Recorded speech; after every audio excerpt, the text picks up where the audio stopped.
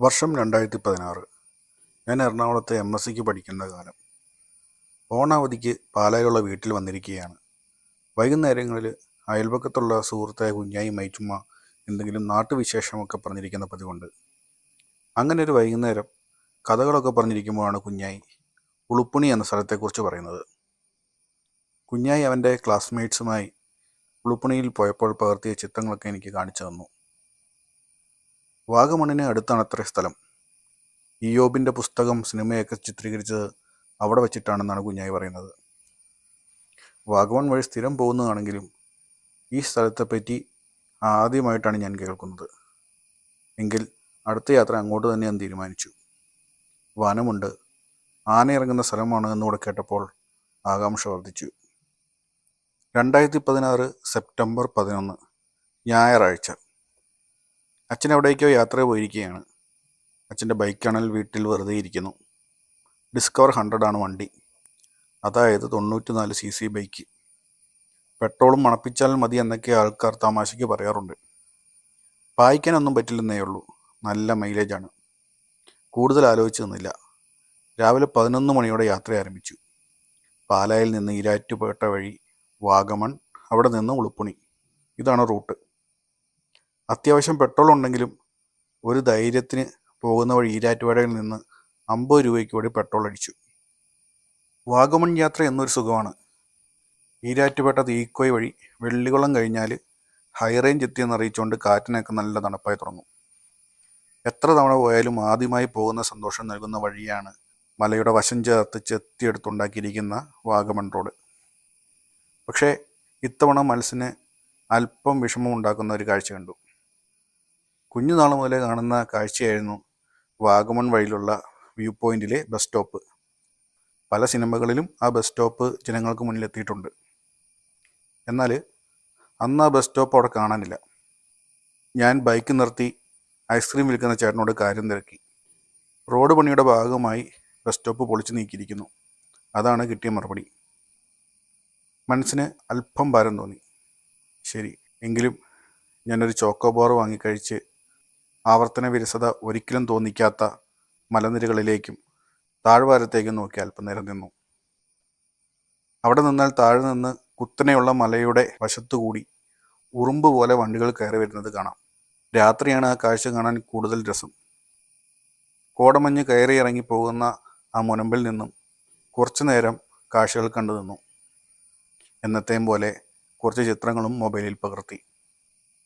Chocobar വാങ്ങിയപ്പോഴാണ് ശ്രദ്ധിച്ചത് പേഴ്സിലാകെ 40 രൂപയേ ബാക്കിയുള്ളൂ. 400 രൂപയായിരുന്നു കയ്യിലുണ്ടായിരുന്നത്. ഞാൻ ജീൻസിൻ്റെ പോക്കറ്റിൽ തപ്പി, രക്ഷയില്ല.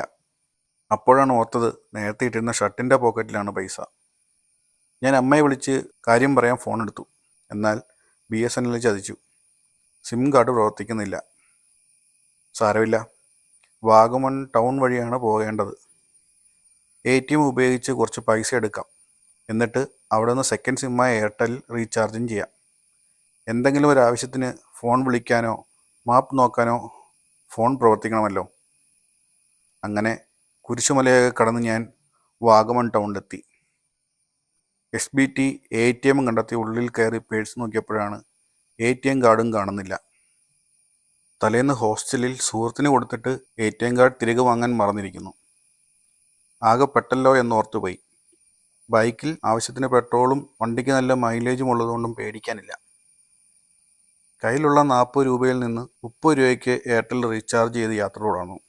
വാഗമൺ ടൗണിൽ നിന്ന് പുള്ളിക്കാനം റൂട്ടിലാണ് ഇനി പോകേണ്ടത്. വാഗമണിൻ്റെ ഒരു വന്യമായ മുഖമാണ് നമുക്ക് പുള്ളിക്കാനം റൂട്ടിൽ കാണാനാവുന്നത്. വാഗമൺ ടൗണിൽ നിന്ന് ഏകദേശം 2.5 കിലോമീറ്റർ കഴിഞ്ഞ് ചോറ്റുപാറ എന്ന കവലയിൽ നിന്ന് വലത്തേക്ക് കിടക്കുന്ന വഴിയാണ് ഉളുപ്പുണിയിലേക്കുള്ളത്. അങ്ങനെ ചോറ്റുപാറ കവലയിലെത്തി അവിടെ ബസ് കാത്തു നിന്നവരോട് ചോദിച്ച് വഴി ഉറപ്പ് വരുത്തി ഞാൻ ഉളുപ്പുണിയിലേക്ക് യാത്ര തുടർന്നു. അധികം പ്രശസ്തമാകാത്തതിനാൽ വഴി കാണിക്കുന്ന ബോർഡുകളൊന്നുമില്ല. ഉളുപ്പുണി വഴിയിലേക്ക് കയറിയാൽ പിന്നെ വഴി വിജനവുമാകുകയാണ്. ചില റിസോർട്ടുകൾ ഇടയ്ക്കിടെ കാണാനാകും. വഴി അല്പം മോശമാണ്. എന്നാൽ ആദ്യം എതിരെ വന്നത് ഒരു ബെൻസ് കാറാണ്. ഏതെങ്കിലും റിസോർട്ട് ഉടമയുടെയോ അവിടെ താമസത്തിന് വന്നവരുടെയോ ആകാം. വഴിക്കിരുവശവും തേയിലക്കാടുകൾ തഴച്ചു നിൽക്കുന്നു. ചിലയിടങ്ങളിൽ അവ ദൂരെ മലമുകളിലേക്ക് നീണ്ടുപോകുന്നു. ഉച്ചയ്ക്കത്തെ വെയിലിൽ തിളങ്ങി നിൽക്കുകയാണ് തേയിലക്കാടുകൾ. കുന്നിൻ്റെ മുകളിൽ നിവർന്നു നിൽക്കുന്ന ചില റിസോർട്ടുകൾ കാണുവാൻ പ്രത്യേക ഭംഗി തന്നെ. അവിടുത്തെ കുളിരേകുന്ന തണുപ്പത്ത് ആ കാഴ്ചകളിൽ മുഴുകി ഏകാന്തമായിരിക്കാൻ ആർക്കും കൊതി തോന്നും. വാഗമണിൻ്റെ അത്രയ്ക്ക് തിരക്കില്ലാത്തതിനാൽ ഈ വഴിയിലുള്ള യാത്രയ്ക്ക് ഒരു പ്രത്യേക സുഖമാണ്. ഏതോ അപരിചിതമായ സ്ഥലത്ത് എത്തിപ്പെടുമ്പോഴുള്ള രസം. ഞാൻ മുന്നോട്ട് നീങ്ങി. ഏകദേശം 3 കിലോമീറ്ററോളം സഞ്ചരിച്ചപ്പോൾ അത്യാവശ്യം വീടുകളുള്ള ഒരു സ്ഥലമെത്തി. ഉളുപ്പണിയാണെന്ന് ഞാൻ ഊഹിച്ചു. ഏകദേശം 4 കിലോമീറ്റർ എന്നാണ് ചോറ്റുപാറയിൽ വഴി ചോദിച്ചപ്പോൾ അറിഞ്ഞത്. ഉളുപ്പണിയിൽ കാണാൻ എന്തൊക്കെയുണ്ടെന്നാണ് ഇനി അറിയേണ്ടത്. ഗൂഗിൾ മാപ്പിലൊന്നും ഒരു വിവരവും ലഭ്യമല്ല. സുഹൃത്ത് പറഞ്ഞ അറിവ് വെച്ച് 2 കാര്യങ്ങളാണ് അവിടെ കാണാനുള്ളത്. ഒരു ടണലും പിന്നെ പുൽമേടുകളും. ഏതോ വഴി പോയാൽ ഇടുക്കി ഡാം റിസർവോയർ കാണാമെന്നും കേട്ടു. പക്ഷേ അവൻ റിസർവോയർ കാണാൻ പോയിട്ടില്ല. കാരണം അങ്ങോട്ടുള്ള വഴി ഒരു ആനക്കാടാണത്രേ. ഇതൊക്കെ എവിടെയാണെന്ന് ഇനി കണ്ടുപിടിക്കണം. അപ്പോഴാണ് ഒരു ചേട്ടൻ നടന്നു വരുന്നത് കാണുന്നത്. കാഴ്ചയിൽ നാട്ടുകാരനാണ്. 60 വയസ്സോളം പ്രായം തോന്നിക്കും. ഞാൻ കാര്യം ചോദിച്ചു, ചേട്ടാ ഇവിടെ എന്തൊക്കെയാണ് കാണാനുള്ളത്? ഞാൻ കേട്ടിട്ടുള്ള സ്ഥലത്തെപ്പറ്റിയല്ല അദ്ദേഹത്തോട് ഞാൻ ചോദിച്ചു. ആൾ നല്ല സന്തോഷത്തിലാണ്. ഷാജി എന്നാണ് പേര്. 50 അടിച്ചിട്ട് വരുവാണെന്നാണ് എന്നോട് ആദ്യമേ പറഞ്ഞത്. പുള്ളിയുടെ എനർജി കണ്ടപ്പോൾ 50 തന്നെയാണോ എന്ന് എനിക്ക് സംശയം തോന്നി. ഷാജി ചേട്ടൻ പണിക്ക് പോകുന്ന വഴിയാണ്. ഏതായാലും അദ്ദേഹം വഴി വിശദമായി വിവരിച്ചു തന്നു. ഉളുപ്പണി ക്രൈസ്തവ പള്ളി സ്ഥിതി ചെയ്യുന്ന സ്ഥലമാണ് ഉളുപ്പണി കവല. അവിടെ നിന്ന് നേരെയുള്ള വഴി പോയാൽ ഉപ്പുതറ എത്തും. കവല കഴിഞ്ഞ് കുറച്ച് മുന്നോട്ട് ചെന്ന് ഇടത്തോട്ട് തിരിഞ്ഞാൽ പുൽമേടുകളാണ്. കമന്ത എന്നാണ് അവിടെ അറിയപ്പെടുന്നത്. ബൈക്ക് കയറി ചെല്ലും. ആ വഴി പോയാൽ മൂലമറ്റത്തേക്ക് 10 കിലോമീറ്റർ മാത്രമാണുള്ളത്. പുള്ളിക്കാനം വഴി പോയാൽ മൂലമറ്റത്തെത്താൻ ഏകദേശം 20 കിലോമീറ്റർ ഉണ്ട്. യഥാർത്ഥത്തിൽ കമന്ത എന്നത് മൂലമറ്റത്ത് നിന്ന് നോക്കുമ്പോൾ കാണുന്ന ഒരു വലിയ മലയുടെ ഉച്ചയാണ്. ആ മല കുത്തനെ താഴേക്ക് ഇറങ്ങിയാണ് മൂലമറ്റത്തേക്ക് എത്തേണ്ടത്. പക്ഷേ വഴി വളരെ മോശമാണത്രേ. ഓഫ് റോഡാണ്. ധൈര്യമുണ്ടെങ്കിൽ ബൈക്കിൽ പോകാമെന്നാണ് ഷായി ചേട്ടൻ പറയുന്നത്. ഞാൻ ഏതായാലും ആ പ്ലാൻ കൂടി ഒന്ന് മനസ്സിൽ കുറിച്ചു. ഒരു കൈ നോക്കിയേക്കാം. ഡിസ്കവർ 100 ഇതൊക്കെ താങ്ങുമോ എന്നൊരു സംശയം മാത്രമേ ഉള്ളൂ. ഷാജി ചേട്ടൻ വഴി വിവരിക്കുന്നത് തുടർന്നു. ഇനി കവലയിൽ നിന്ന് നേരെ ഉപ്പുതറ വഴി പോയി കുറച്ച് ദൂരം ചെന്നിട്ട് ഇടത്തോട്ട് തിരിഞ്ഞ് ഒരു മൺ റോട്ടിലൂടെ പോയാൽ കപ്പക്കാനം എന്ന സ്ഥലത്തെത്തും. അവിടെയാണ് ടണലുള്ളത്. എന്ത് ടണലാണെന്നായി എൻ്റെ അടുത്ത ചോദ്യം. ഷായി ചേട്ടൻ വിവരിച്ചു. വാഗമണിലെ കൂട്ടാർ ചെക്ക് ഡാമിൽ നിന്ന് ഇടുക്കി ഡാമിലേക്ക് വെള്ളം എത്തിക്കാനുള്ള ടണലാണത്. 4 കിലോമീറ്റർ നീളമാണുള്ളത്. ഭൂമിക്കടിയിലൂടെ 4 കിലോമീറ്റർ നീളമുള്ള ടണൽ ഇടുക്കി ഡാമിലേക്ക് വെള്ളം എത്തിക്കാൻ വേണ്ടി ഉണ്ടാക്കിയെന്നറിഞ്ഞപ്പോൾ എനിക്ക് ശരിക്കും ഒരു അത്ഭുതമായി തോന്നി. ടണൽ തീരുന്ന ഭാഗം കപ്പക്കാനത്തേക്ക് ചെന്നാൽ കാണാം. അവിടെ നിന്ന് ഡാമിലേക്ക് തോടായിട്ടാണ് വെള്ളം ഒഴുകുന്നത്. അപ്പോൾ ഡാം റിസർവോയർ കാണുന്നതിനെ പറ്റിയായി എൻ്റെ അടുത്ത സംശയം. അതുമാത്രം ഷായിച്ചേട്ടൻ പ്രോത്സാഹിപ്പിക്കുന്നില്ല. പക്ഷേ വഴി പറഞ്ഞു തന്നു. കാട്ടിലൂടെ നടന്നാൽ മാത്രമേ അവിടെ എത്താൻ സാധിക്കുകയുള്ളൂ. കപ്പക്കാനത്തുള്ള ടണലിൻ്റെ ഭാഗത്ത് ചെല്ലുമ്പോൾ റോഡിലൂടെ ഒരു തോട് ഒഴുകുന്നത് കാണാനാകും. ആ വഴി വെള്ളം അധികമാണെങ്കിൽ ബൈക്ക് കടത്താനാകില്ല. ആ വഴി നേരെ പോയാൽ ഡാം റിസർവോയറിലെത്താം. പക്ഷേ അങ്ങോട്ടേക്ക് ഒറ്റയ്ക്ക് പോകണ്ട എന്നാണ് ഷായിച്ചേട്ടൻ പറയുന്നത്. ഏത് സമയവും ആന മുന്നിൽപ്പെടാം എന്നതാണ് പ്രശ്നം. ഞാൻ ഏതായാലും വഴിയൊക്കെ മനസ്സിൽ കുറിച്ചു. ഷായിച്ചേട്ടൻ വേണമെങ്കിൽ എന്നെ കമന്തയിൽ കൊണ്ടുവിടാം എന്നാണ് പറയുന്നത്. പക്ഷെ ആരോ ഫോണിൽ വിളിച്ച് എവിടെ പോയി കിടക്കുക എന്ന് ചോദിക്കുന്നത് ഞാൻ കേട്ടതുകൊണ്ടും അദ്ദേഹത്തെ ബുദ്ധിമുട്ടിക്കണ്ട എന്നും കരുതി സ്നേഹപൂർവ്വം ആ ഓഫർ ഞാൻ നിരസിച്ചു. ഏതായാലും ആദ്യം ദൂരെയുള്ള കപ്പക്കാനത്ത് പോയി ടണലും പറ്റിയാൽ റിസർവോയറും കണ്ട് തിരിച്ചു വരുമ്പോൾ കമന്ത വഴി ഓഫ് റോഡ് ഇറങ്ങി മൂലമറ്റം വഴി പാലായ്ക്ക് പോകാം എന്ന പ്ലാൻ ഞാൻ മനസ്സിൽ കുറിച്ചു. ഷായി ചേട്ടന് നന്ദി പറഞ്ഞ് ഞാൻ യാത്ര തുടർന്നു. ഉളുപ്പണിക്കവലയിൽ ഷായി ചേട്ടൻ പറഞ്ഞ പള്ളി കണ്ടു. സെയിൻറ്റ് അൽഫോൻസ ദേവാലയം. കവലയിൽ ചെറിയ ചായക്കട ഉൾപ്പെടെ കുറച്ച് കടകൾ മാത്രമേ ഉള്ളൂ. അവിടെയാകട്ടെ മൊത്തത്തിൽ വിരലിലെണ്ണാവുന്ന ആളുകളെ മാത്രമേ കാണാനുമുള്ളൂ. അവരെല്ലാം എന്നെ ഏതോ അന്യഗ്രഹത്തിൽ നിന്നും വന്ന ആളെന്ന പോലെ രൂക്ഷമായി നോക്കുന്നുണ്ട്. ഞാൻ ബൈക്ക് നിർത്തി പള്ളിയുടെ ഒരു ചിത്രം പകർത്തി യാത്ര തുടർന്നു. ഷായിച്ചേട്ടൻ പറഞ്ഞ വഴിയാണ് ഊഹം. കയറ്റമാണ്. റോഡ് വശങ്ങളിൽ തേയിലത്തോട്ടങ്ങളും. തേയിലത്തോട്ടം വന്നതുകൊണ്ടാകാം ഈ ഗ്രാമം ഉണ്ടായത് എന്നെനിക്ക് തോന്നി. വഴിയിൽ വേറെ വാഹനങ്ങളൊന്നുമില്ല. ഇടയ്ക്കോരോ ജീപ്പുകൾ മാത്രം വരും. ഗ്രാമത്തിലെ ആളുകളെ ബസ്സെത്തുന്ന ചോറ്റുപാറയിൽ എത്തിക്കുന്ന ട്രിപ്പ് ജീപ്പുകളാണത്. ഒരു വണ്ടിക്ക് മാത്രം സുഗമമായി കടന്നു പോകാവുന്ന വീതിയെ റോഡിനുമുള്ളൂ. പരസ്പരം വണ്ടി ഒതുക്കി വഴിയൊരുക്കിയതിൻ്റെ സന്തോഷത്തിൽ ജീപ്പ് ഡ്രൈവർമാരും ഞാനും ചിരിച്ചു കാണിച്ച് യാത്ര തുടർന്നു. പിന്നെയും റിസോർട്ടുകൾ കണ്ണിൽ പതിഞ്ഞു. പിൽഗ്രിം റിട്രീറ്റ് എന്നു പേരുള്ള ഒരു റിസോർട്ടിൻ്റെ ബോർഡ് കണ്ടു. ഗൂഗിൾ മാപ്പിൽ ഉളുപ്പുണി തിരിഞ്ഞപ്പോൾ ഈ റിസോർട്ടാണ് കാണിച്ചിരുന്നത്. അതിനാൽ ആ സ്ഥലത്തെ ശ്രദ്ധിക്കാനിടയായി. കുറേ കൂടി മുന്നോട്ടെത്തിയപ്പോൾ കൃഷിയുടെ രീതി മാറി. തേയിലത്തോട്ടങ്ങൾ അവസാനിച്ചു. കുറേ കൂടി വന്യമായിരിക്കുന്നു കാഴ്ചകൾ. മഞ്ഞളും ഇഞ്ചിയും കവുങ്ങുകളുമായി കാഴ്ചകൾ. കാട്ടുചോലകൾ ഒഴുകിയെത്തുന്ന കൃഷിയിടങ്ങൾ. കുറേ കൂടെ മുന്നോട്ട് എത്തിയപ്പോൾ മനോഹരമായ ഒരു കാട്ടരുവി മുന്നിൽപ്പെട്ടു. വഴിയിലുള്ള കല്ലിങ്ങിനടിയിലൂടെ ആ അരുവി സുന്ദരമായി ഒഴുകുന്നു. അവിടെ 2 സഞ്ചാരികളെയും കാണാനിടയായി. അരുവിയിലിറങ്ങി ബാക്ക്ഗ്രൗണ്ടിലുള്ള ഒരു ചെറിയ കുന്നും കൂട്ടി ഫോട്ടോ എടുക്കുന്ന തിരക്കിലാണ് അവർ. ഞാനല്ലാതെ അന്ന് ഞാൻ അവിടെ കണ്ട ആദ്യത്തെ സഞ്ചാരികൾ. ചേട്ടാ, മുന്നോട്ട് പോയാൽ കാണാനുള്ള എന്തെങ്കിലും ഉണ്ടോ? ഞാൻ ചോദിച്ചു. ഒന്നുമില്ല എന്നവർ ഉറക്കെ വിളിച്ചു പറഞ്ഞു. അവർ പല ആംഗിളുകളിൽ ഫോട്ടോ പിടുത്തം തുടർന്നു. ഏത് സ്ഥലത്ത് പോയാലും അവിടുത്തേതായി എന്തെങ്കിലും പ്രത്യേകതകൾ കാണും. അത് കണ്ടെത്തി ആസ്വദിക്കുന്നതിലാണ് രസം. അതിനവിടുത്തെ നാട്ടുകാരുമായി സംസാരിക്കണം. ഞാൻ മുന്നോട്ട് തന്നെ നീങ്ങി. മുന്നോട്ട് പോകുന്തോറും റോഡിൻ്റെ രീതി മാറി മാറി വന്നു. ഞാൻ ഉളുപ്പുണിയിൽ നിന്നും കുറേ ദൂരം മുന്നോട്ട് എത്തിയിരിക്കുന്നു. ഏകദേശം 7 കിലോമീറ്റർ. ഷാജിച്ചേട്ടൻ പറഞ്ഞ വഴി കടന്നുപോയെന്ന് എനിക്ക് തോന്നി തുടങ്ങി.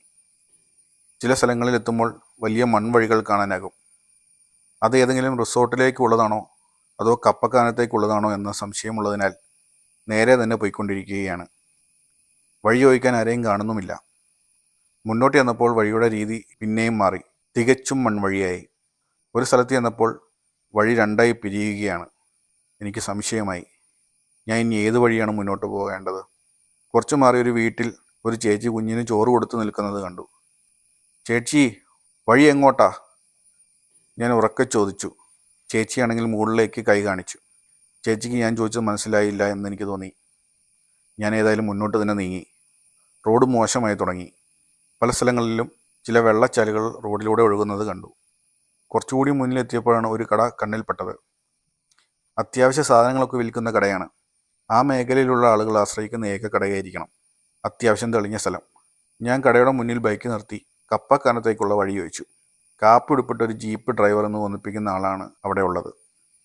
കപ്പക്കാനത്തേക്ക് തിരിയേണ്ട വഴി കഴിഞ്ഞിരിക്കുന്നു. ഉപ്പുതറ റൂട്ടിൽ ഞാൻ വഴിതെറ്റി കുറേ മുന്നോട്ടെത്തി എന്നെനിക്ക് മനസ്സിലായി. ഞാൻ ആ ചേട്ടനുമായി അല്പനേരം സംസാരിച്ചു. ബിനു എന്നാണ് ആളുടെ പേര്. ഒരു ജീപ്പും പിക്കപ്പും ഉണ്ട്. അദ്ദേഹത്തിന് തന്നെയാണ് ഈ കട. അന്ന് കടയിലിരിക്കാൻ വേറെ ആളില്ലാത്തതിനാൽ അന്ന് കടയിലാണ് അദ്ദേഹത്തിൻ്റെ ഡ്യൂട്ടി. അമ്പലമേട് എന്നാണ് സ്ഥലത്തിൻ്റെ പേര്. എനിക്ക് ലൊക്കേഷൻ എടുത്ത് ഗൂഗിൾ മാപ്പിൽ ആഡ് ചെയ്യണമെന്ന് തോന്നി. പക്ഷേ ഫോണിന് GPS തകരാറിലാണ്. ഇൻ്റർനെറ്റ് ഇല്ലാതെ ലൊക്കേഷൻ ലഭിക്കുകയില്ല. എയർടെൽ സിമ്മിൽ ബാലൻസ് കുറവായതിനാൽ ആ ശ്രമം ഒഴിവാക്കി. അല്ലെങ്കിൽ ഇനി അവിടെ എത്തുന്ന സഞ്ചാരികൾക്ക് ഉപകാരമാകുമായിരുന്നു. ഞാൻ വഴി തെറ്റിയല്ലോ എന്ന് വിചാരിച്ചിരിക്കുമ്പോഴാണ് ബിനിച്ചേട്ടൻ ഒരു കാര്യം പറയുന്നത്. കവലയിൽ നിന്നും താഴോട്ട് കാണുന്ന വഴി പോയാൽ 2 അള്ളി എന്നൊരു സ്ഥലമുണ്ട്. പോകുന്ന വഴിക്ക് ആന കാണാൻ സാധ്യതയുണ്ട്. സൂക്ഷിച്ചു വേണം പോകുവാൻ.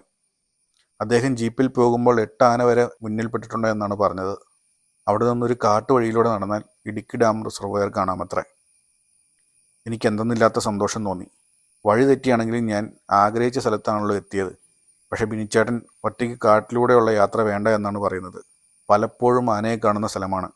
2 അള്ളി വരെ പോയി തിരിച്ചു വരാനാണ് അദ്ദേഹം പറയുന്നത്. ഇപ്പോൾ മുന്നേ 2 പിള്ളേർ ആ വഴി പോയിട്ടുണ്ടത്രേ. വഴിയും മോശമാണ്. സൂക്ഷിച്ചു വേണം പോകുവാൻ. ഞാൻ പോയി വരാം എന്ന് പറഞ്ഞ് വണ്ടിയെടുത്തു. റോഡ് പറഞ്ഞ പോലെ തന്നെ വളരെ മോശമാണ്. ചിലയിടത്ത് കുത്തനെയുള്ള ഇറക്കവും ഇളകിക്കിടക്കുന്ന കല്ലുകളുമാണ്.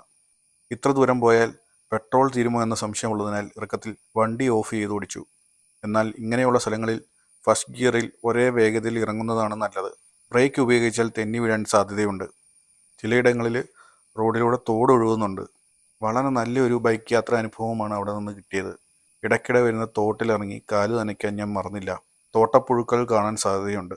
തോട്ടപ്പുഴു ഉണ്ടെങ്കിൽ ആ സ്ഥലം ഏറ്റവും നല്ലതാണ് എന്നാണ് അർത്ഥം. വിഷം കലർന്ന മണ്ണുള്ള സ്ഥലത്ത് തോട്ടപ്പുഴുക്കൾ ജീവിക്കില്ലല്ലോ. ഏതായാലും ചെറിയൊരു കുപ്പിയിൽ ഉപ്പുവെള്ളവും കരുതിയിട്ടുണ്ട്. അട്ടകടി അസഹനീയമായാൽ പ്രയോഗിക്കാം. താല്പര്യം തോന്നിയിടങ്ങളിലെല്ലാം ബൈക്ക് നിർത്തി ഞാൻ യാത്ര ആസ്വദിച്ചു. മുന്നിലേക്ക് ചെല്ലുന്തോറും ഭംഗി കൂടി വന്നു. റോഡിന് ഇരുവശങ്ങളിലും ഇളം പച്ച നിറത്തിലുള്ള പുൽമേടുകൾ പ്രത്യക്ഷപ്പെട്ടിരിക്കുന്നു. ഇളം വെയിലേറ്റ് തിളങ്ങി നിൽക്കുന്ന ആ പുൽമേടുകൾ എൻ്റെ കണ്ണിനെയും മനസ്സിനെയും ഒരുപോലെ ഹരം കൊള്ളിച്ചു. ഇവിടെയാകാം ബിനിച്ചേട്ടൻ പറഞ്ഞ ആനകൾ കാണാനിടയുള്ള സ്ഥലമെന്ന് എനിക്ക് തോന്നി. പുല്ല് തിന്നാൻ ആനകൾ പുൽമേടുകളിൽ കൂട്ടമായി എത്താമല്ലോ. ഞാൻ ബൈക്ക് നിർത്തി എല്ലായിടത്തേക്കും സൂക്ഷ്മമായി നോക്കി. ഒന്നിനെയും കാണാനില്ല. ആന ഇറങ്ങുന്ന ആ സ്ഥലത്ത് ഞാൻ ഒറ്റയ്ക്കാണല്ലോ എന്നൊരു രസമുണ്ട്. പുൽമേടുകൾ കാണാൻ പ്രത്യേക ഭംഗി തന്നെയാണ്. കാറ്റത്ത് പാറിപ്പറന്നു നിൽക്കുന്ന പുൽമേടും ഇടയ്ക്ക് പൊട്ടുപോലെ കാണുന്ന ഇരുണ്ട പാറകളും ചോലവനങ്ങളും നല്ലൊരു കാഴ്ച തന്നെ സമ്മാനിച്ചു. ഞാൻ അധിക സമയം കളയാൻ നിന്നില്ല. സമയം 2:30 കഴിഞ്ഞിരിക്കുന്നു. തിരികെ വന്ന് കപ്പക്കാനവും കമന്തയും കാണേണ്ടതാണ്. പുൽമേടുകൾ അവസാനിച്ചിരിക്കുന്നു. വീണ്ടും വന്യത. രണ്ടലിയിൽ മാത്രമേ ജലമാസമുള്ളൂ. 3-4 കിലോമീറ്റർ ഇങ്ങനെ വിജനമായി കിടക്കുന്നു. അങ്ങനെ പോകുമ്പോൾ ഒരു ചെറിയ വീട് എൻ്റെ മുന്നിൽപ്പെട്ടു. കാട്ടുവഴിയിലൂടെയുള്ള ഏകാന്ത യാത്രയ്ക്ക് അങ്ങനെ അന്ത്യമായി. കാടിൻ്റെ നടുവിൽ ഒതുങ്ങി നിൽക്കുന്ന ഒരു വീട്. വീട്ടിൽ നിന്നും പുകയുയരുന്നുണ്ട്. പണ്ട് ബാലരമയിലും മറ്റും വായിച്ചിട്ടുള്ള കുട്ടിക്കഥകളിൽ കാണുന്ന കാർട്ടൂൺ യാഥാർത്ഥ്യമായി മുന്നിൽ വന്ന പോലെ. വീടിന് മുന്നിൽ ഒരു ചെറിയ കൃഷിയിടമുണ്ട്. കാടിന് നടുവിൽ ഒരു ചെറിയ കൃഷിയിടവും അതിനു മുന്നിൽ ഒരു കൊച്ചു വീടുമൊക്കെ എല്ലാവരുടെയും മനസ്സിലുള്ള സ്വപ്നമാണല്ലോ. രണ്ടലിയാകാറായി എന്നെനിക്ക് മനസ്സിലായി. മുന്നോട്ട് ചെല്ലും തോറും ഓരോരോ ചെറിയ വീടുകൾ കാണുവാൻ തുടങ്ങി. ഏകദേശം 5-6 വീടുകൾ വഴിയരികിൽ തന്നെ കണ്ടു. ആ സമയത്താണ് 2 പേർ നടന്നു വരുന്നത് ഞാൻ കാണുന്നത്. തലയിൽ സാധനങ്ങളും ചുമന്നുള്ള വരവാണ്. ഞാൻ ബൈക്ക് നിർത്തി ഡാമിലേക്കുള്ള വഴി ചോദിച്ചു. ഒറ്റയ്ക്കാണോ വരവ് എന്നാണ് അവരുടെ ചോദ്യം. തന്നെ കാട്ടിലൂടെ നടന്നു പോകുന്നത് അപകടമാണെന്നാണ് അവർ പറയുന്നത്. കുറച്ച് മുന്നേ വന്നിരുന്നെങ്കിൽ തൊട്ട് മുന്നേ വന്ന മൂലമറ്റംകാരുടെ കൂടെ വിടാമായിരുന്നത്രേ. ഏതായാലും വഴി തീരുന്ന സ്ഥലത്ത് ഒരു ഗ്രൗണ്ടുണ്ട്. അവിടേക്ക് ഇപ്പോൾ ഒരു നാട്ടുകാരൻ നടന്നു പോയിട്ടുണ്ട്. അദ്ദേഹത്തോട് ചോദിക്കുവാനാണ് അവർ പറയുന്നത്. അവർക്ക് നന്ദി പറഞ്ഞ് ഞാൻ മുന്നോട്ട് നീങ്ങി. അവിടെയുമുണ്ട് ഒരു പള്ളി. ഇത് CSI സഭയുടെ പള്ളിയാണ്. രണ്ടലി എന്നത് ആ പ്രദേശത്തിൻ്റെ മൊത്തം പേരാണെന്ന് എനിക്ക് തോന്നി. കാരണം റോഡ് അവസാനിക്കുന്ന സ്ഥലത്തിൻ്റെ പേര് മുല്ലക്കാനം എന്നാണ്. അവിടെ വെച്ച് മുന്നേ കണ്ടവർ പറഞ്ഞ ആളെ ഞാൻ കണ്ടു. ബാബുച്ചേട്ടൻ. ഭാര്യയ്ക്ക് പകരം കുടുംബശ്രീക്ക് പോവുകയാണ് അദ്ദേഹം. ഞാൻ ബാബുച്ചേട്ടനോട് വഴി ചോദിച്ചു.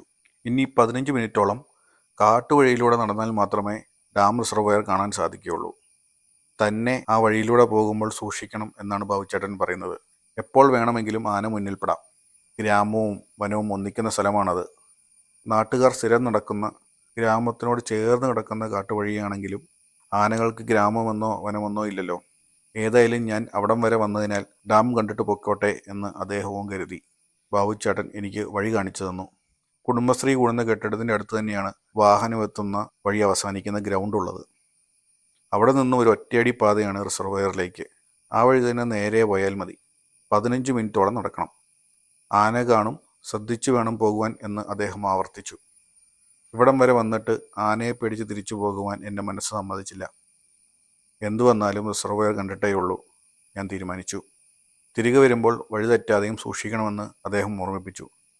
കാരണം പശുക്കളൊക്കെ കയറി മറ്റു ചെറിയ വഴികളും രൂപപ്പെട്ടിട്ടുണ്ട്. വഴി തെറ്റി വനപ്രദേശത്തേക്ക് പോകാനും പാടില്ലല്ലോ. ഞാൻ സർവ്വധൈര്യവും ആവാഹിച്ച് ബാബുച്ചേട്ടന് തിരികെ വരാമെന്ന വാക്കും കൊടുത്ത് കാട്ടുവഴിയിലേക്ക് ഇറങ്ങി. ഇടതൂർന്ന വനം എന്നൊന്നും പറയാനാകില്ല. എങ്കിലും എൻ്റെ മുന്നോട്ടുള്ള നീക്കങ്ങൾ വളരെ സൂക്ഷിച്ചാണ്. കുറച്ച് മുന്നോട്ട് ചെന്നപ്പോൾ ഗ്രാമത്തിലെ പശുക്കളെയൊക്കെ കെട്ടിയിരിക്കുന്നത് ഞാൻ കണ്ടു. മേയാൻ കൊണ്ടുവന്ന് വിട്ടിരിക്കുകയാണ്. ഞാൻ സൂക്ഷിച്ച് തന്നെ മുന്നോട്ട് നീങ്ങി. വന്യമൃഗങ്ങളുള്ള സ്ഥലത്ത് കയറിയാൽ ശബ്ദമുണ്ടാക്കാതെ പ്രത്യേകം ശ്രദ്ധിക്കണം. പ്രത്യേകിച്ച് ആനകൾ ശബ്ദം കേട്ടാൽ അനങ്ങാതെ നിൽക്കും. മുന്നിൽ പെടുമ്പോൾ മാത്രമേ നമ്മൾ അറിയുകയുള്ളൂ. എന്നാൽ നമ്മൾ ശബ്ദമുണ്ടാക്കാതെ പോയാൽ നമുക്ക് ആനയുടെ സാമീപ്യവും മനസ്സിലാക്കാം. ഒന്നെങ്കിൽ ആനച്ചൂരി ലഭിക്കും, അതായത് ആനപ്പിണ്ടത്തിൻ്റെ മണം തന്നെ. വനത്തിന് ഒരു ഗന്ധമുണ്ട്. മൂക്കിൽ ഒരല്പം തണുപ്പ് തോന്നിക്കുന്ന ഗന്ധം.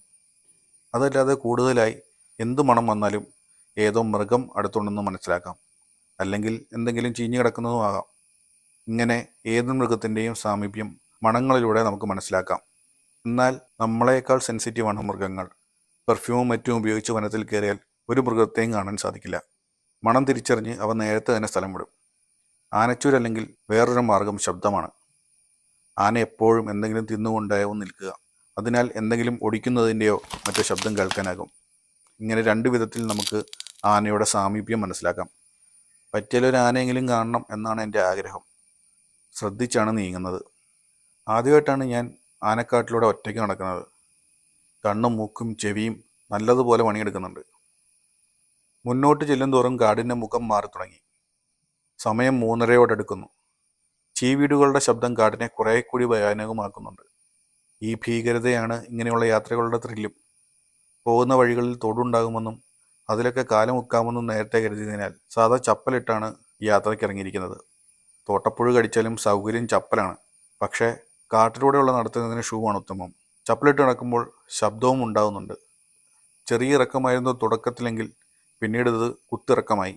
3-4 കാൽ മുന്നോട്ട് വച്ചാൽ 1 മീറ്ററോളം താഴേക്കെത്തും. അത്രയും ഉണ്ട് ഇറക്കം. അങ്ങോട്ട് വേഗം പോകാമെങ്കിലും തിരികെ ഇതിലെ തന്നെ കയറി വരണമല്ലോ എന്ന് ഞാൻ മനസ്സിലോർത്തു. ആന ആക്രമിക്കാൻ വന്നാൽ എങ്ങോട്ട് ഓടണമെന്നും വലിയ നിശ്ചയമില്ല. ഒരു കാര്യം മാത്രം അറിയാം, ആ കാട്ടിൽ നിലവിൽ ഞാൻ മാത്രമാണുള്ളത്. ഞാൻ നടത്തത്തിൻ്റെ വേഗത കൂട്ടി. സമയം കുറവാണ്. തിരികെ പോയി കപ്പക്കാനവും കമന്തയും കാണേണ്ടതാണ്. ഏതായാലും വേഗത്തിലുള്ള നടത്തം വെറുതെ ആയില്ല. ദൂരെ മരങ്ങൾക്കിടയിലൂടെ താഴെ വെള്ളം കാണാൻ തുടങ്ങിയിരിക്കുന്നു. അതെ, ഡാം റിസർവോയർ തന്നെയാണതെന്ന് എനിക്ക് ബോധ്യമായി. വെള്ളം ലക്ഷ്യമാക്കി മുന്നോട്ട് തന്നെ നീങ്ങി. കാടിനുള്ളിൽ നിന്ന് ചെറിയ ചെടികൾ വകഞ്ഞു മാറ്റി ഞാൻ വെള്ളക്കെട്ടിന് സമീപത്തെ മുട്ടക്കുന്നിൽ ഇറങ്ങി. സുന്ദരമായ കാഴ്ച. ദൂരേക്ക് നീണ്ടുപോകുന്ന റിസർവോയർ, ഇരുവശത്തും നല്ല വനവും. ഞാൻ വെള്ളത്തിനടുത്തേക്ക് നടന്നു. അപ്പോഴാണ് അവിടെ 2 ആളുകളെ കാണുന്നത്. മനസ്സിലൊരല്പം ആശ്വാസമായി. ഞാൻ ഒറ്റയ്ക്കല്ലല്ലോ. ചെറിയ വെള്ളത്തിൽ മീൻ പിടിക്കുകയാണ് അവർ. നാട്ടുകാരാണ്. ഞാൻ അവരുടെ അടുത്തേക്ക് ചെന്നു. ഒരാൾ കരയിലിരുന്നും മറ്റേയാൾ വെള്ളത്തിലിരുന്നും വല വിരിക്കുകയാണ്. പുതിയ കാഴ്ചകൾ എന്തെങ്കിലും ഇവിടെ ഉണ്ടോ എന്ന് ഞാൻ അവരോട് അന്വേഷിച്ചു. ഇതൊക്കെ തന്നെ കാഴ്ചകളെന്നാണ് അവർ പറയുന്നത്. വരുന്ന വഴിക്ക് ആനയൊന്നും കാണാത്തത് എനിക്ക് സംശയമായി. ഇനി എല്ലാവരും എന്നെ ചുമ്മാ പേടിപ്പിക്കാൻ പറഞ്ഞതാണെങ്കിലോ? ഞാൻ ഏതായാലും അവിടെ കണ്ട ആളോട് കാര്യം ചോദിച്ചു. ജോമേഷ് എന്നാണ് ആളുടെ പേര്. ഒരു യുവാവാണ്. ഇവിടെ എന്തൊക്കെ മൃഗങ്ങളുണ്ടെന്നായിരുന്നു ചോദ്യം. എല്ലാമുണ്ട്, ഉത്തരം വന്നു. പുലിയും കടുവയുണ്ടോ? എല്ലാം ഉണ്ടോ എന്നങ്ങ് പറഞ്ഞപ്പോൾ അങ്ങ് വെറുതെ വിടാൻ തോന്നിയില്ല. അതൊന്നുമില്ല, ഇതുവരെ മുന്നിൽപ്പെട്ടിട്ടില്ല എന്നായി ഉത്തരം. ആന, മ്ലാവ്, കേഴ, പന്നി മുതലായവ ഉണ്ടത്രേ. വഴിയിൽ ആനയെ കാണാത്തതിനാൽ ഇതിലേക്ക് ആന വരുന്നതാണോ എന്ന് ഞാൻ ജോമേഷിനോട് ചോദിച്ച് ഉറപ്പുവരുത്താമെന്ന് കരുതി. ജോമേഷിന് മറുപടി ഇങ്ങനെയായിരുന്നു. മുകളിൽ ബൈക്ക് വെച്ച ഗ്രൗണ്ടില്ലേ, അവിടെ വൈകുന്നേരങ്ങളിൽ സ്ഥിരം ആന എത്തുന്നതാണ്. ആ ഉത്തരം എന്നെ ഞെട്ടിച്ചു. സകല അതിർവരമ്പുകളും കടന്ന് ആനയുടെ സാമ്രാജ്യത്തിലാണ് ഞാനിപ്പോൾ നിൽക്കുന്നതെന്ന് എനിക്ക് നല്ല ബോധ്യമായി. ഞാൻ സമയം നോക്കി. 4 മണി. തന്നെയാണല്ലേ വരവ്? വേണ്ടായിരുന്നു എന്നുകൂടി ജോമേഷ് കൂട്ടിച്ചേർത്തു. പെട്ടുപോയോ എന്ന് മനസ്സിൽ തോന്നി തുടങ്ങി. എന്നാൽ ഈ ഭയം തരണം ചെയ്ത് മുന്നേറുമ്പോൾ വേറൊരു സുഖം കിട്ടും. പക്ഷേ ആ സുഖം കിട്ടണമെങ്കിൽ ഇനി ബൈക്കിരിക്കുന്ന ഗ്രൗണ്ടിൽ ചെല്ലണം. ഏതായാലും ഞാൻ അതൊക്കെ മറന്ന് കുറച്ചു നേരം കാഴ്ചകൾ ആസ്വദിച്ചു. എല്ലാത്തരം പുഴമീനുകളും ഡാമിൽ കിട്ടുമെന്നാണ് ജോമേഷ് പറയുന്നത്. ഞാൻ വെള്ളക്കെട്ടിൻ്റെ വശങ്ങളിലൂടെ ദൂരേക്ക് കണ്ണോടിച്ചു. ഏതെങ്കിലും മൃഗങ്ങൾ വെള്ളം കുടിക്കാൻ വന്നെങ്കിൽ കാണാമല്ലോ. കുന്നുകളിൽ മരങ്ങൾ നിൽക്കുന്നത് കാണുവാനും ഒരു ഭംഗിയാണ്. തിങ്ങി ഇടതൂർന്ന് നിൽക്കുന്ന മരങ്ങൾ, വെള്ളത്തിനോട് ചേർന്ന ഭാഗം തെളിഞ്ഞും മുകളിൽ തിങ്ങി നിൽക്കുന്ന മരങ്ങളും. ശ്രദ്ധിക്കേണ്ട മറ്റൊരു കാര്യം ആഴമാണ്. വെള്ളം കെട്ടി നിൽക്കുന്നത് മലകൾക്കിടയിലാണല്ലോ. കുത്തനെ കിടക്കുന്ന മലകളാണ്. നേരത്തെ സൂചിപ്പിച്ച പോലെയാണ് ആഴം കൂടുന്നത്. 3-4 മീറ്റർ മുന്നോട്ട് വെള്ളത്തിലൂടെ നടന്നാൽ ഒരാൾ പൊക്കത്തിൽ ആഴം കാണാനിടയുണ്ട്. കടും പച്ച നിറത്തിലാണ് വെള്ളം കിടക്കുന്നത്. അതിൽ നിന്ന് തന്നെ ആഴം ഊഹിക്കാമല്ലോ. അങ്ങനെയുള്ള സ്ഥലത്താണല്ലോ നല്ല ബാലൻസ് വേണ്ട ചെറിയ വെള്ളത്തിൽ ഒരു മീൻ പിടിക്കുന്നതെന്നോർത്തപ്പോൾ എനിക്ക് ആശ്ചര്യം തോന്നി. ഞാൻ കുറച്ചു നേരം കാഴ്ചകൾ കണ്ടതിന് ശേഷം ജോമേഷിനോടും സുഹൃത്തിനോടും യാത്ര പറഞ്ഞ് തിരികെ നടന്നു. സൂക്ഷിച്ചു പോകാൻ അവരുടെ വകയിൽ നിർദ്ദേശം കിട്ടി. തിരികെയുള്ള നടപ്പ് വിചാരിച്ച പോലെ അത്ര സുഖകരമല്ലായിരുന്നു. കുത്തനെയുള്ള കയറ്റവുമാണ്. സമയവും അതിക്രമിച്ചിരിക്കുന്നു. ഞാൻ വേഗത്തിൽ തന്നെ നടന്നു. തിരികെ പോകുമ്പോൾ ആന മുന്നിൽപ്പെട്ടാലാണ് പ്രശ്നം. പിന്നെ പോകാൻ പറ്റില്ലല്ലോ. ഏതായാലും തിരികെയുള്ള നടത്തത്തിൽ ആനയുടെ കാര്യം അധികം ഓർത്തില്ല. ആന വന്നാലും ഓടാൻ വയ്യ എന്ന അവസ്ഥയിലാണ്. 20 മിനിറ്റോളം നടന്നതിന് ശേഷം ഞാൻ പഴയ ഗ്രൗണ്ടിൽ തിരിച്ചെത്തി. ആന പോയിട്ട് ഒരു എലി പോലും മുന്നിൽപ്പെട്ടില്ല. ഏതോ മൃഗത്തിൻ്റെ കാൽപ്പാടുകൾ മാത്രം കണ്ടു. വല്ലോ പട്ടിയുടെയുമാകാം.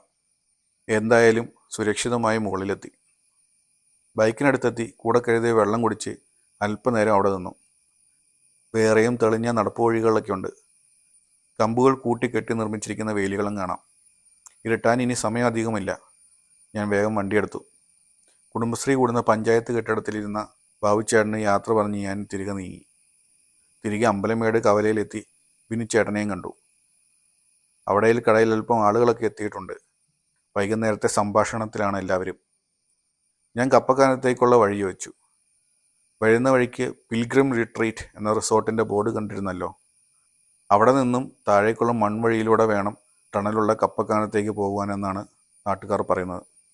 ഞാൻ ബിനിച്ചേട്ടനോടും നാട്ടുകാരോടും വഴി പറഞ്ഞു തന്നതിന് നന്ദിയും പറഞ്ഞ് വണ്ടിയെടുത്തു. തിരികെയുള്ള യാത്ര പെട്ടെന്ന് എത്തുന്നുണ്ട്. ഒരുപക്ഷെ ലക്ഷ്യത്തേക്കുള്ള ദൂരത്തെപ്പറ്റി ധാരണയുള്ളതിനാലാവാം. റിസോർട്ടിൻ്റെ ബോർഡ് കണ്ട സ്ഥലമെത്തി. താഴേക്ക് ഒരു മൺവഴിയുണ്ട്. എങ്കിലും വഴി ഉറപ്പിക്കണം. കൃത്യസമയത്ത് ഒരു അപ്പൂപ്പൻ ആ വഴി വന്നു. ഞാൻ അദ്ദേഹത്തോട് വഴി ചോദിച്ച് ഉറപ്പ് വരുത്തി. താഴെ കെട്ടിടം പണിയുന്ന പിള്ളേരുണ്ട്, അവരോട് ചോദിച്ചാൽ ടണൽ കാണിച്ചു തരുമെന്ന് അപ്പൂപ്പൻ പറഞ്ഞു. ഞാൻ ബൈക്ക് മുന്നോട്ടെടുത്തു. വഴി അല്പം മോശമാണ്. ചെറിയ കല്ലുകളൊക്കെ ഇളകിക്കിടക്കുന്നു. വഴിയുടെ വശങ്ങളിൽ വീടുകളൊക്കെ ഉണ്ട്. അങ്ങനെ ഇറങ്ങി റോഡിലൂടെ ഒഴുകുന്ന ഒരു തോടെത്തി. അവിടെ നിന്ന് റോഡ് രണ്ടായി തിരിയുന്നു. ഒന്ന് ചെറിയ റോഡാണ്, രണ്ടാമത്തേത് തോട്ടിലൂടെ കാട്ടിലേക്കും കിടക്കുന്നു. ഡാം വരെയുള്ള വഴിയാണിത്. എല്ലാം ആദ്യം കണ്ട ഷാജിച്ചേട്ടൻ പറഞ്ഞതുപോലെ തന്നെ. ഇതിനു മുന്നേ കിടന്ന തോട് പോലെയല്ല, ഇതല്പം വലുതാണ്. കുഞ്ഞായി പറഞ്ഞ തോട് അതാണെന്ന് എനിക്ക് തോന്നി. എൻ്റെ ബൈക്ക് ഇറക്കുന്നത് അല്പം ബുദ്ധിമുട്ടാണ്. അപ്പോൾ ആദ്യം പറഞ്ഞ കുഞ്ഞു വഴിയാകാം ടണലിലേക്കുള്ളത്. എങ്കിലും ഉറപ്പില്ല. കുറച്ച് മുകളിലായി ഒരു ഷെഡ് കണ്ടു. അതൊരു ചേട്ടനെയും ഒരു കുട്ടിയെയും കാണാം. അച്ഛനും മകനുമാണെന്ന് തോന്നി. ഞാൻ ടണൽ എവിടെയാണെന്ന് അവരോട് ഉറക്കെ വിളിച്ചു ചോദിച്ചു. ചേട്ടൻ കൂടുതലൊന്നും ആലോചിച്ച് നിൽക്കാതെ മകനെ എൻ്റെ കൂടെ വിട്ടു. തിരികെ കൊണ്ടുവന്ന് വിടണേ എന്നേ അപേക്ഷയുള്ളൂ. അരുൺ എന്നാണ് ആ കുട്ടിയുടെ പേര്. 8ാം ക്ലാസ്സിലാണ് പഠിക്കുന്നത്. ഞാൻ അരുണിനെയും പുറകിലിരുത്തി ആദ്യം കണ്ട കുഞ്ഞു കാട്ടുവഴിയിലൂടെ മുന്നോട്ട് നീങ്ങി. ഒരു 200 മീറ്റർ എത്തിയപ്പോഴേക്കും വഴി അവസാനിച്ചു. ഞാനും അരുണും ബൈക്കിൽ നിന്നിറങ്ങി നടന്നു. 50 മീറ്റർ നടന്നപ്പോഴേക്കും സ്ഥലമെത്തി. 4 കിലോമീറ്റർ ഭൂമിക്കടിയിലൂടെ പാറ തുരന്നുണ്ടാക്കിയെടുത്ത ടണൽ. ഇടുക്കി ഡാമിൽ വെള്ളം എത്തിക്കാൻ എത്ര പണിപ്പെട്ടിട്ടുണ്ടെന്ന് ഞാൻ ഓർത്തുപോയി. ആ കാലത്ത് ഇത്രയും വലിയൊരു നിർമ്മാണം നടത്തിയത് തന്നെ ഒരു വലിയ അത്ഭുതമാണ്. ടണലിൽ നിന്നുള്ള വെള്ളം അവിടം തൊട്ട് തോടായി ഒഴുകുകയാണ്. തൊട്ടുപുറത്തൂടെ വേറൊരു തോട് ഒഴുകുന്നുണ്ട്. 2 വെള്ളപ്പാച്ചിലിന് നടുക്കായി ഒരു വരമ്പ് രൂപപ്പെട്ടിട്ടുണ്ട്. നല്ല ഉയരമുള്ള വരമ്പ്. അധികം താമസിക്കാതെ തന്നെ ഈ വരമ്പിൽ ശേഷിക്കുന്ന മണ്ണും കൂടി ഇടിഞ്ഞ് 2 തോടും ഒന്നായി ഒഴുകും എന്നെനിക്ക് തോന്നിപ്പോയി. അത്ര ശക്തിയിലാണ് വെള്ളം ഒഴുകുന്നത്. ടണലിന് മുകളിൽ ഒരു പുൽമേടാണ്. അവിടെയും ആനകൾ വരാറുണ്ടെന്നാണ് അരുൺ പറയുന്നത്. ടണൽ കണ്ട് ഞങ്ങൾ റോഡുകൾ തിരിയുന്ന സ്ഥലത്തെത്തി. ഞാൻ തോട്ടിൽ ബൈക്ക് ഇറക്കി വെച്ച് അല്പനേരം വെള്ളത്തിലൂടെ നടന്നു. അരുൺ തിരികെ വീട്ടിലേക്കും പോയി. ആ തണുത്ത് മലിനമാകാത്ത വെള്ളത്തിൽ നിന്നും തിരികെ കയറുവാൻ എനിക്ക് മനസ്സ് വന്നില്ല.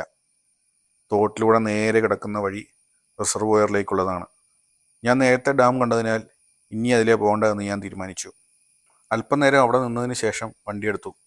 ഇനി കമന്തയിലേക്ക്. ഉളുപ്പണി എന്നിട്ട് വേണം കമന്തയ്ക്ക് പോകുവാൻ. ഞാൻ വഴിയിൽ വെച്ച് വീണ്ടും പഴയ അപ്പൂപ്പനെ കണ്ടു.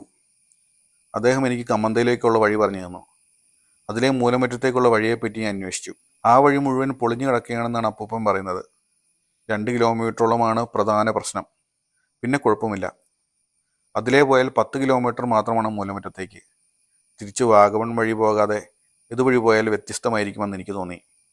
കുറച്ചു മുന്നേ അവിടുത്തെ റേഷൻ കടക്കാരൻ ആ വഴി പോയിട്ടുണ്ട്. അതിനാൽ വേണമെങ്കിൽ ഒരു കൈ നോക്കുവാനാണ് അപ്പൂപ്പൻ പറയുന്നത്. മഴക്കാലമായിരുന്നതിനാൽ കുറേ നാളുകൾക്ക് ശേഷമാണ് അതിലെ ആദ്യമായൊരു വണ്ടി ഇപ്പോൾ പോയിരിക്കുന്നത് പോലും. മഴക്കാലം കഴിഞ്ഞെങ്കിലും ഇപ്പോഴും ഇടയ്ക്കിടയ്ക്ക് മഴയുള്ളതിനാൽ റോഡ് നല്ല മോശമായിരിക്കാം. ബൈക്ക് ഓടിക്കാത്ത അപ്പൂപ്പൻ്റെ വാക്കും കേട്ട് ആ വഴിക്ക് പോകണോ എന്ന് ഞാൻ ഒന്ന് ആലോചിച്ചു. ഏതായാലും പോയി നോക്കാം. ഞാൻ കമന്തയിലേക്ക് വിട്ടു. മനോഹരമായ സ്ഥലം. വഴിക്ക് വെച്ച് അനീഷ് എന്നൊരു പയ്യനെ ഞാൻ ലിഫ്റ്റ് കൊടുത്തു. കമന്തയിലാണ് അവൻ്റെ വീട്.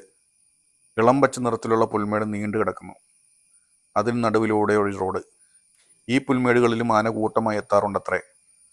മൂലമറ്റത്തേക്കുള്ള വഴി ഓഫ് റോഡാണെന്നാണ് അനീഷ് പറയുന്നത്. മഴക്കാലമായതിനാൽ കുറേ നാളുകളായി ആരും ബൈക്കുമായി അതിലേ പോകാറില്ല പോലും. അനീഷിനെ ഞാൻ അവൻ്റെ വീടിനടുത്ത് ഇറക്കി. അവൻ്റെ വീടിരിക്കുന്ന സ്ഥലം കണ്ടപ്പോൾ എനിക്ക് അവനോട് അസൂയ തോന്നിപ്പോയി. എത്ര മനോഹരമാണ് ആ സ്ഥലം. ചുറ്റിനും പുൽമേടുകളും ദൂരെ തലയുയർത്തി നിൽക്കുന്ന മലകളുടെ കാഴ്ചയും. അതിമനോഹരം. ഞാൻ മുന്നോട്ട് നീങ്ങി. അതുവരെ ഉണ്ടായിരുന്ന കോൺക്രീറ്റ് റോഡ് അവസാനിച്ചു. ഇനി മൺവഴിയാണ്. കമന്തയുടെ ഭംഗി ഇടയ്ക്കിടെ എന്നെ ബൈക്ക് നിർത്തുവാൻ പ്രേരിപ്പിക്കും. നല്ല കാറ്റത്ത് പുല്ലുകൾ ഇളകിയാടുന്നത് കണ്ടു നിൽക്കാനൊരു സുഖമാണ്. ദൂരെ പുൽമേട്ടിൽ പശുവാണോ കാട്ടുപോത്താണോ എന്ന് മനസ്സിലാക്കാൻ പറ്റിയില്ല. ഇതിലേതോ ഒന്ന് മേയുന്നത് കാണാനായി. ഞാൻ മലയുടെ മുകളിൽ എത്തിയിരിക്കുന്നു. മല കീറിയാണ് അപ്പുറത്തേക്കുള്ള വഴി. അപ്പോഴാണ് ഇത് ഇയോബിൻ്റെ പുസ്തകം സിനിമയിൽ ഫഹദ് ഫാസിൽ പോലീസിൻ്റെ കൈവിരൽ മുറിക്കുന്ന ഭാഗം ചിത്രീകരിച്ച സ്ഥലമാണെന്ന് എനിക്ക് മനസ്സിലായത്. ഞാൻ കടന്നു വന്ന വഴികളാണ് ഇയോബിൻ്റെ പുസ്തകം സിനിമയിൽ കാണുന്ന പുൽമേട് നിറഞ്ഞ വഴികളെന്ന് അപ്പോഴാണ് എനിക്ക് മനസ്സിലായത്. അതുവരെയുള്ള ഹരം നിറഞ്ഞ കാഴ്ചകൾ ആസ്വദിക്കുന്നതിനിടയ്ക്ക് സിനിമയുടെ കാര്യം ഞാൻ മറന്നുപോയിരുന്നു. ആ മലയുടെ മറുവശത്തുകൂടി ഇറങ്ങിപ്പോയാലാണ് മൂലമറ്റം എത്തുന്നത്. മുകളിൽ നിന്ന് നോക്കിയാൽ മൂലമറ്റവും കാഞ്ഞാർ ഭാഗവും കാണാനാകും. മലങ്കര ഡാമിലെ വെള്ളം ഇളം വെയിൽ തിളങ്ങി നിൽക്കുന്നത് നല്ലൊരു കാഴ്ചയാണ്. ഇടുക്കി ഡാമിൽ നിന്നുള്ള വെള്ളം മൂലമറ്റം പവർ ഹൗസിൽ വൈദ്യുതി ഉൽപ്പാദിപ്പിച്ചതിന് ശേഷം ഒഴുകിയെത്തുന്നതാണ് മലങ്കര ഡാമിൽ ശേഖരിക്കുന്നത്. മലങ്കര ഡാമിലെ വെള്ളം ഇറിഗേഷൻ ആവശ്യത്തിനും ചെറിയ തോതിൽ വൈദ്യുതി ഉൽപ്പാദിപ്പിക്കുന്നതിനും ഉപയോഗിക്കുന്നുണ്ട്. ഈ യാത്രയോടെ ഇടുക്കി ഡാമിൻ്റെ കിടപ്പും അതിനോടനുബന്ധിച്ചുള്ള ഒത്തിരിയേറെ കാര്യങ്ങളും മനസ്സിലാക്കാനായി. ഞാൻ ഓഫ് റോഡ് തന്നെ ഇറങ്ങാൻ തീരുമാനിച്ചു. ഇതുവരെ റോഡ് മോശമായിരുന്നു എന്നുള്ള എൻ്റെ അഭിപ്രായങ്ങൾ പാടെ മാറ്റിയ യാത്രയായിരുന്നു പിന്നീടുണ്ടായത്. എൻ്റെ ജീവിതത്തിൽ ഇതുപോലൊരു വഴിയിലൂടെ ഞാൻ ബൈക്ക് ഓടിച്ചിട്ടില്ല എന്ന് തന്നെ പറയാം. ഒന്ന് തന്നിയാൽ കുത്തനെ താഴെ അടിവാരത്ത് ചെല്ലും. ചിലയിടങ്ങളിൽ കഷ്ടിച്ച് ബൈക്കിന് പോകാൻ വരമ്പ് പോലെയേ സ്ഥലമുള്ളൂ. ബാലൻസ് തെറ്റിയാൽ കാല് കുത്താൻ പോലും പറ്റില്ല. നേരെ കുഴിയിലേക്ക് വീഴും. മഴ പെയ്ത് മണ്ണിനും ഉറപ്പില്ല. ഏതായാലും മുന്നോട്ട് തന്നെ. പുറകോട്ട് പിന്മാറുന്നതിനെ പറ്റി ആലോചിച്ചില്ല. മുന്നേ പോയ ആൾക്ക് പറ്റുമെങ്കിൽ എനിക്കും പറ്റും, അത്ര തന്നെ. റോഡ് വീണ്ടും മോശമായിക്കൊണ്ടിരിക്കുന്നു. ചിലയിടത്ത് ചെളി നിറഞ്ഞു കിടക്കുന്നു. വണ്ടിയുടെ ടയർ ചെളിയിൽ താന്നുപോയാൽ കുടുങ്ങിയത് തന്നെ. മലമ്പാതയായതിനാൽ ഹെയർ പിൻ വളവുകളുമാണ്. പലയിടങ്ങളിലും വഴിയില്ല എന്ന് തന്നെ പറയണം. മൂലമറ്റത്തിൻ്റെ നല്ല കാഴ്ചകൾ മുമ്പിൽ തന്നെയുണ്ട്. മുന്നേ പോയ റേഷൻ കടക്കാരനെ സമ്മതിച്ചേ പറ്റൂ. അദ്ദേഹത്തിൻ്റെ വണ്ടി പോയ ടയറിൻ്റെ പാടുകൾ വഴിയിൽ കാണാം. ഒരു സാധാ ഡിസ്കവർ 100 ബൈക്കിൽ എന്ത് ധൈര്യത്തിലാണ് ഞാൻ അതിലേ പോയതെന്ന് ഞാൻ പിന്നീട് ആലോചിച്ചിട്ടുണ്ട്. അങ്ങനെ ഇടയ്ക്ക് വണ്ടി നിർത്തി കാഴ്ച കണ്ടു നിൽക്കുമ്പോഴാണ് കാലിൽ സുഖമായിരുന്ന് ചോര കുടിക്കുന്ന തോട്ടപ്പുഴുവിനെ കാണുന്നത്. കാട്ടിൽ വന്നിട്ടൊരു തോട്ടപ്പുഴുവെങ്കിലും കഴിച്ചില്ലെങ്കിൽ മോശമല്ലേ? ഏതായാലും കയ്യിലുള്ള ഉപ്പുവെള്ളം ഒഴിച്ച് ഞാൻ അവനെ ഒഴിവാക്കി. അപ്പോഴേക്കും രക്തം വരുവാൻ തുടങ്ങി. കയ്യിൽ കരുതിയിരുന്ന വെള്ള പേപ്പർ മുറിച്ച് ഞാൻ മുറിയിൽ വെച്ചു. തോട്ടപ്പുഴു കടിച്ചാൽ ചോര നിർത്താൻ പറ്റിയ ഒരു വഴിയാണിത്. പത്രക്കടലാസ് ഉപയോഗിക്കാതിരിക്കുക. കാരണം പത്രത്തിൻ്റെ മഷി രക്തത്തിൽ കലരുന്നത് നല്ലതല്ല. പണ്ട് 10ാം ക്ലാസ്സിൽ പഠിക്കുമ്പോൾ മൂന്നാറിൽ പ്രകൃതി പഠന ക്യാമ്പിൽ പങ്കെടുത്തപ്പോൾ അവിടുത്തെ ഫോറസ്റ്റർ പറഞ്ഞു തന്നൊരു വിദ്യയാണിത്. ഞാൻ യാത്ര തുടർന്നു. മുന്നിലേക്ക് ചെല്ലുന്തോറും വഴി മോശമായി വന്നു. ഒരു ഭാഗത്തെത്തിയപ്പോൾ വലിയ കല്ലുകൾ ഇളകി കിടക്കുന്നു. ഡിസ്കവർ 100 ചാടിക്കിടക്കുമോ എന്ന് എനിക്ക് സംശയമായി. ഞാൻ വണ്ടിയിൽ നിന്നിറങ്ങി കുറച്ച് പ്രശ്നക്കാരായ കല്ലുകൾ മാറ്റിയിട്ട് സർവ്വധൈര്യവും സംഭരിച്ച് ബൈക്ക് മുന്നോട്ടെടുത്തു. വളരെ അപകടം പിടിച്ച വഴിയായിരുന്നു അത്. ചിലപ്പോഴൊക്കെ 2 ടയറുകളും വലിയ കല്ലുകളിൽ ഒരേ സമയം കയറുമ്പോൾ കാലെത്താതെ വരുന്നത് അപകടം ഉണ്ടാക്കേണ്ടതായിരുന്നു. എന്തോ ഭാഗ്യത്തിന് ഞാൻ ആ 2 കിലോമീറ്റർ നീണ്ട ഓഫ് റോഡ് കടന്നു. ഈ ബൈക്കിന് ഇത്രയും ചെയ്യാനായല്ലോ എന്നോർത്തപ്പോൾ ആശ്ചര്യം തോന്നി. ഒരു കുഴപ്പവുമില്ല. അച്ഛൻ ഇപ്പോഴും ഈ ബൈക്ക് കൊണ്ട് നടക്കുന്നതിൻ്റെ കാര്യം എനിക്കിപ്പോഴാണ് മനസ്സിലായത്. മൈലേജ് കൊണ്ട് ഏത് വഴി വേണമെങ്കിലും പോവുകയും ചെയ്യാം. അങ്ങനെ ഓഫ് റോഡ് എന്ന വലിയൊരു കടമ്പ ഞാൻ കടന്നു. മോശം വഴി കഴിഞ്ഞെത്തിയപ്പോൾ കണ്ട കാഴ്ച റോഡ് പണിയാണ്. മൂലമറ്റത്ത് നിന്ന് ഉളുപ്പുണി ഉപ്പുതറ വഴി കുമളിക്കുള്ള വഴിയാണ്. അമ്പലമേട് കവലയിലെ ബോർഡ് ഞാൻ ശ്രദ്ധിച്ചിരുന്നു. ഈ വഴി യാഥാർത്ഥ്യമാകുന്നതോടെ വലിയൊരു ടൂറിസം മേഖലയായി ഉളുപ്പുണി മാറുമെന്നതിൽ സംശയമില്ല. ഇലവിഴ പൂഞ്ചിറയും ഉളുപ്പുണിയും വാഗമണ്ണൊക്കെ ചേർക്കുന്ന ഈ വഴി ഒത്തിരി സഞ്ചാരികളെ ആകർഷിക്കുമെന്ന് ഉറപ്പ്. അല്പം കൂടി മുന്നോട്ടെത്തിയപ്പോൾ ടാർ റോഡ് കണ്ടു തുടങ്ങി. വന്യവും അന്യവുമായ ഒരു സാഹചര്യത്തിൽ നിന്നും പെട്ടെന്ന് സ്വിച്ച് ഇട്ട പോലെ നാഗരികതയിലേക്ക് ഓടിയിറങ്ങിയപ്പോൾ ആ വ്യത്യാസം നല്ലപോലെ അനുഭവപ്പെട്ടു. ഞാൻ മൂലമറ്റമെത്തി. തിരക്ക് പിടിച്ച് പായുന്ന വാഹനങ്ങൾ, ഒത്തിരിയേറെ സൗകര്യങ്ങൾ, പേടിക്കുവാനൊന്നുമില്ല. അതേസമയം ഏതാനും കിലോമീറ്ററുകൾ മാത്രം പിറകിൽ ഉളുപ്പുണിയിലെ ജീവിതം മനസ്സിലൂടെ കടന്നുപോയി. ദുസ്സഹമായ സാഹചര്യത്തിൽ എത്ര ആളുകളാണ് അവിടെ താമസിക്കുന്നത്? ചുറ്റും വന്യജീവികളും. അങ്ങനെ കുറേയേറെ ചോദ്യങ്ങൾ മനസ്സിൽ വന്നുപോയി. പുറത്തു നിന്നെത്തുന്നവർക്കേ അതൊക്കെ ഒരു അത്ഭുതമായി തോന്നുകയുള്ളൂ. അവർക്കത് ജനിച്ചു വീണ മണ്ണല്ലേ. കാഞ്ഞാർ, മുട്ടം, നീലൂർ, കൊല്ലപ്പള്ളി വഴി തിരികെ പാലയിലേക്ക് ഞാൻ വണ്ടി ഓടിച്ചു.